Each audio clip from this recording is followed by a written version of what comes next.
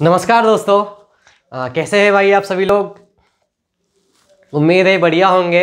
हालांकि सर्दियां हैं, सर्दियों में बहुत सारी समस्याएं रहती है। अभी हमारे साथ भी समस्याएं चल रही हैं।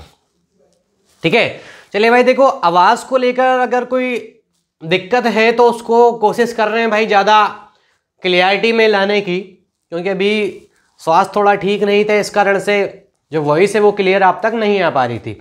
ठीक है ना। तो अभी हमारा जो प्रीवियस ईयर के जो साइंस के क्वेश्चन का हम सॉल्यूशन कर रहे हैं यहाँ पे, तो उसमें हमारे लिए तीनों सब्जेक्ट बहुत इंपॉर्टेंट है। का बायोलॉजी हो गया है, बायोलॉजी में भी आपका बॉटनी है, जूलॉजी है। ठीक है, तो बहुत जरूरी है हमारे लिए। ठीक है, इसके अलावा केमिस्ट्री भी है, जिसमें आपको केमिकल रिएक्शंस वगैरह, जो मेडिसिन वगैरह है, जो औषधि वगैरह हैं, वो चीज़ें भी आपको क्लियर करनी है। इसके अलावा जैसे आप फिजिक्स में जाओगे तो वहाँ पे आपका लाइट हो गया, प्रकाश है, ध्वनि है, चुंबक से संबंधित जो क्वेश्चन बनते हैं, या इलेक्ट्रिसिटी से संबंधित जो न्यूमेरिकल्स आते हैं। ठीक है, कार्य है, ऊर्जा है, मतलब जितने जो टॉपिक इंपॉर्टेंट है हमारे लिए कि हाँ भाई ये इंपॉर्टेंट है और यहाँ से क्वेश्चन भी जनरेट हुए हैं, तो बनते कोशिश सबसे पहले इन टॉपिक को क्लियर करें। ठीक है, जैसे जैसे ये क्लियर होती जाएगा तो जो छोटे मोटे हमारे लिए टॉपिक हैं वो तो हम क्लियर आराम से कर लेंगे, उसमें कोई ज़्यादा दिक्कत वाली बात नहीं है। ठीक है, तो सबसे पहले हमारा फोकस होना चाहिए मेन टॉपिक पे। ठीक है, तो ये आप ध्यान में रखिएगा, और जब हम यहाँ पे क्वेश्चन करते हैं तो आप उनको नोट भी करते चलिए, या कुछ क्वेश्चन ऐसे आते हैं जो भाई पहले आपने कभी नहीं देखा हो। ठीक है ना, तो ऐसे जो क्वेश्चन रहते हैं हमारे सामने जो पहले कभी सामना नहीं हुआ हो, तो उनको आप नोट कर लीजिए, क्योंकि वो हमारे पास लिखे हुए होंगे, वो हमारे पास नोट डाउन होगा, तो बहुत जरूरी भाई जब एग्जाम होगा आपका तो उसके 1-2 दिन पहले स्पीड से आप देख सकते हो कि भाई इस तरीके के क्वेश्चन भी आते हैं। ठीक है, तो वो चीजें भी आप कंटिन्यू करते रहिए। ठीक है, और नोट हमारे पास रहेगा तो हमको लगेगा कि भाई हाँ भाई पढ़ाई की, नहीं तो मोबाइल में देख लिया भूल गए। तो इन चीजों का भाई सही उपयोग करें। और वीडियो तो हालांकि ऐसी चीजें आप कभी भी देख सकते हो, लेकिन हमारे पास जो लिखा हुआ रहेगा वो बहुत इंपॉर्टेंट रहेगा, हमारे खुद के हाथ से लिखा हुआ रहता है, नहीं तो नोट्स तो भाई मिल जाते कहीं भी।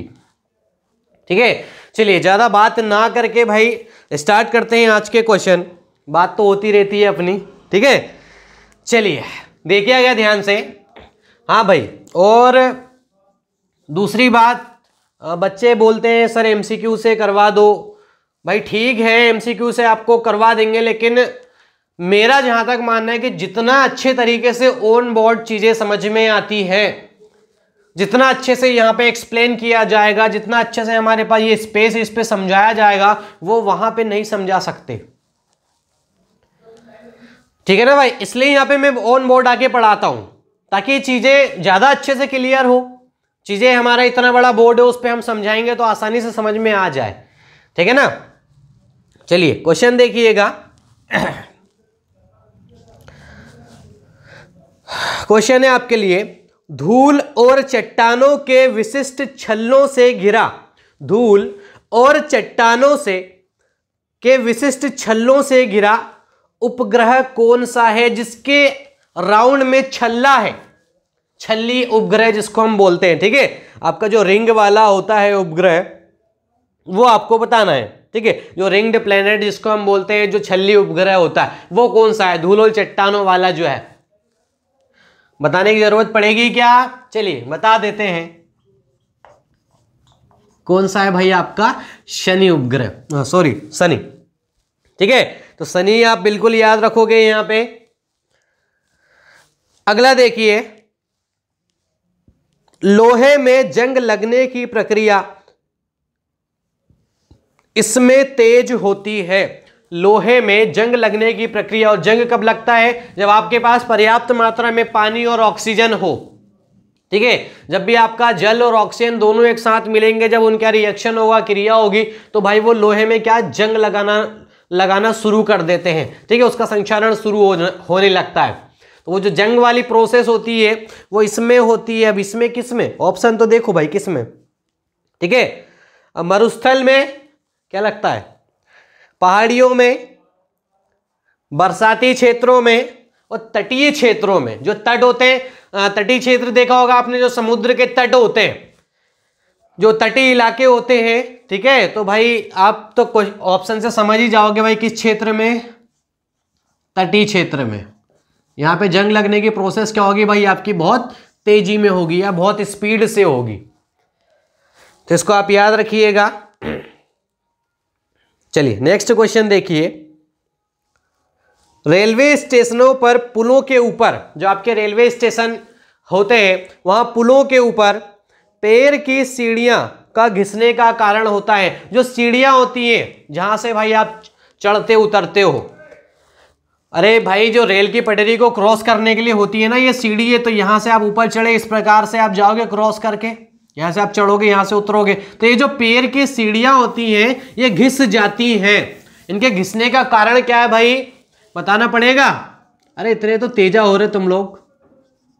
कौन सा बल, घर्षी बल, घर्षण के कारण। ठीक है भाई, होता क्या है उस सीढ़ी और हमारे पैर के बीच में जो घर्षण होता है, जो भी आप जूते चप्पल वगैरह पहनते हो उसके बीच का जो घर्षण होता है उसके कारण से क्या होता है, जो सीढ़ियां होती है वो घिस जाती। चप्पल भी घिसती है तो बोले सर चप्पल भी तो घिसती होगी, बिल्कुल घिसती है। तो वो जो घर्षण है उसी के कारण से जो सीढ़ियां हैं वो क्या होती हैं आपकी, घिस जाती हैं। ठीक है भाई, चलिए नेक्स्ट क्वेश्चन देखिए। पानी का विसंक्रमण रोकने के लिए अधातु का इस्तेमाल किया जाता है। भाई पानी के विसंक्रमण के लिए कौन सी अधातु मिलाते हैं पानी में, आपने देखा होगा गोलियां मिलाते हैं, क्लोरीन देखा होगा आपने। ठीक है, किस चीज का प्रयोग करते हैं वहां पे, हम क्लोरीन का प्रयोग करते हैं। तो क्लोरीन आपने देखा होगा ना भाई, डालते हैं ना क्लोरीन, अधातु है ये क्लोरीन। ठीक है, ये आपका हेलोजन ग्रुप का सदस्य है, शायद आपका 17 नंबर का जो वर्ग है आवर्त सारणी का हेलोजन ग्रुप। ठीक है, वहां का सदस्य है क्लोरीन।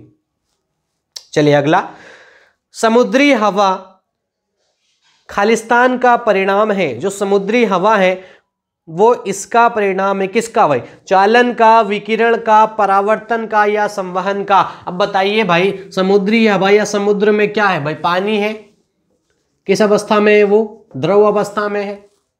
ठीक है, वो द्रव अवस्था में भाई किस प्रकार से उष्मा का स्थानांतरण होता है एक जगह से दूसरी जगह, संवहन विधि से।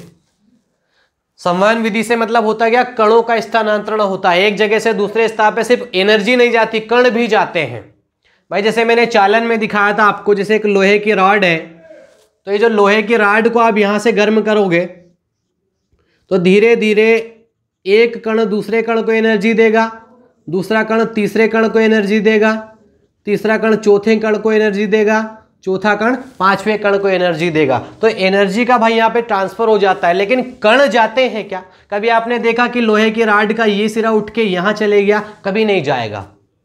तो ये जो ठोस पदार्थों में कौन सी विधि लगती है, चालन, लेकिन लिक्विड और गैस में संवहन विधि लगती। जैसे एक लिक्विड का उदाहरण देता हूं आपका, सभी लोग पानी गर्म करते होंगे, अभी तो भाई ठंडी का सीजन है। ठीक है भाई, अभी शीत ऋतु है हमारी, तो सभी लोग पानी तो गर्म करते होंगे सुबह से। अब आपने देखा जैसे आपने सुबह पानी गर्म करते हो तो सबसे पहले ये वाला पानी गर्म होगा, और ये पानी जब गर्म होगा तो ये गर्म होके कहां जाएगा भाई, ऊपर उठेगा। देखा होगा ना बुलबुले आते हैं, बुलबुले ऊपर आते हैं पानी के। ठीक है, तो वो गर्म होके ऊपर आते हैं और ठंडा पानी कहां जाता है, नीचे जाता है। फिर ये गर्म होके ऊपर आएगा और ये नीचे जाएगा, फिर ऊपर फिर नीचे। तो ये जो धारा बन जाती है ऊपर नीचे जाने की, ये कौन सी धारा होती है, संवहनी धारा। अब यहां पे सिर्फ एनर्जी नहीं जा रही है, एनर्जी के साथ साथ कण भी जाते हैं। जैसे ये पानी के कण उठ के ऊपर चले गए, ऐसा हुआ कि ये पानी ने ये वाले पानी को एनर्जी दे दिया हो, नहीं, इसको एनर्जी मिली तो ये उठ के ऊपर चले गया, ऊपर वाला नीचे आ गया, फिर उसको एनर्जी मिलेगी तो वो ऊपर चले जाएगा। तो यहां पे क्या होता है भाई, एक कण दूसरे कण को एनर्जी नहीं देता है, बल्कि क्या होता है वो अपना स्थान बदल लेता है, ऊपर चले जाता है। ठीक है, तो ये जो धारा बनती है ये कौन सी धारा होती है, संवहनी धारा। तो वही पूछा है आपसे यहां पे कि समुद्री हवा जो है वो किसका परिणाम है, तो किसका बोलोगे भाई आप, संवहन का परिणाम है। ठीक है ना भाई, संवहन का परिणाम है आपका, ये बिल्कुल आप याद रखोगे। यहां पे चालन विधि नहीं लगेगी, यहां पे संवहन लगेगी। चलिए अगला देखिए, जब एक तेजी से खिंचे हुए बैंड को कर्षित किया जाता है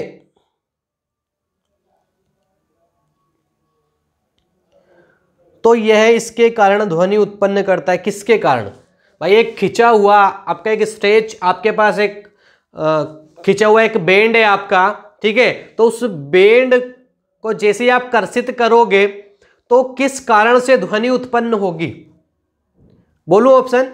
आवृत्ति, समय अवधि, आयाम और कंपन।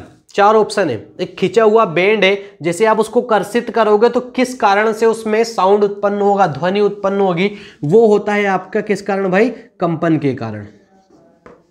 ठीक है, कंपन के कारण। भाई देखा होगा आपने, एकदम स्पीड से निकलता है वो, तो जो कंपन के कारण उसमें से ध्वनि उत्पन्न होती है। ठीक है भाई, कंपन याद रखोगे आप। अगला देखो, श्वेत प्रकाश में उपस्थित होते हैं 1 रंग, 5 रंग, कोई रंग नहीं, 7 रंग। 1, 7, 5 या कोई भी रंग नहीं। श्वेत प्रकाश में कितने रंग होते हैं? तो श्वेत प्रकाश में 7 रंग होते हैं आपके।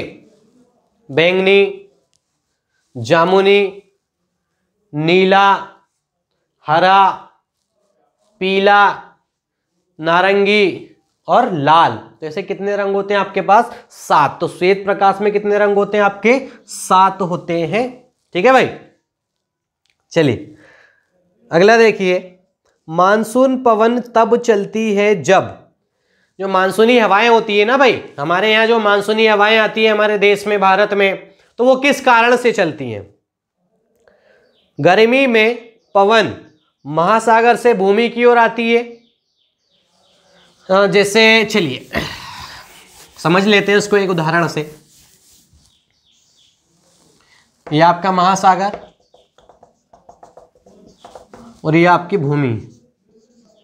तो पहला ऑप्शन है, मानसूनी हवाएं कब चलती है? जब गर्मी में महासागर से हवाएं किधर चलती हैं? भूमि की ओर। ये पहला ऑप्शन। दूसरा है, पवन भूमि से महासागर की ओर चलती है। भूमि से महासागर की ओर चलती है, दूसरा ऑप्शन। तीसरा, पवन उत्तर से दक्षिण की ओर चलती है। ये उत्तर से दक्षिण की ओर चलती है, तीसरा ऑप्शन। चौथा, सर्दी में पवन महासागर से भूमि की ओर चलती है। पहला ऑप्शन क्या बोल रहा था? गर्मी में। और लास्ट वाला ऑप्शन क्या बोल रहा है? सर्दी में। तो भाई हमारे यहाँ क्या सर्दी में मानसून आता है? सर्दी में मानसूनी हवाएं आती है? नहीं ना भाई, किस में आती है? गर्मी में आती है। और मानसूनी हवाएं यानी जो पानी आता है भाई महासागर से, तो भाई वो गर्मी में ही आता है ना। गर्मी के कारण, गर्मी में नहीं आता है, मतलब गर्मी के कारण। होता क्या है, जैसे ये आपका सूर्य है, अब सूर्य एकदम जब एकदम सीधा पड़ेगा भूमि के ऊपर और तिरछा पड़ेगा महासागर के ऊपर, भूमि एकदम स्ट्रेट 90 डिग्री के एंगल से सूर्य का प्रकाश जमीन पे है और थोड़ा तिरछा है समुद्र पे, तो दोनों में जल्दी गर्म कौन होगी? आपकी भूमि। और देरी से कौन होगा? आपका महासागर। अब भूमि गर्म है, मतलब यहां का तापमान अधिक है, तो वायु गर्म होके कहां उठेगी? गर्म होके वायु कहां उठेगी? ऊपर उठेगी। अब यहां वायु गर्म होकर ऊपर उठ गई तापमान अधिक होने के कारण, तो यहां वायु का स्थान क्या हो चुका है? खाली। तो ये जो वाली वायु है महासागर वाली, ये क्या करेगी? यहां की जगह लेने के लिए आएगी। ये देखो, ठीक है। तो ये जो हवाएं इधर जगह लेने के लिए आ रही हैं, ये जगह ही कहलाती है क्या? आपकी मानसूनी हवाएं। ये हवाएं क्या कहलाती है? आपकी मानसूनी हवाएं। तो ये कब चलती हैं? आपकी गर्मी में चलती हैं। किधर चलती है? महासागर से भूमि की ओर। ठीक है, आ गया समझ में? चलिए, छाया बनती है क्योंकि, अगला क्वेश्चन है, छाया, सभी की छाया बनती है ना भाई, तो वो क्यों बनती है?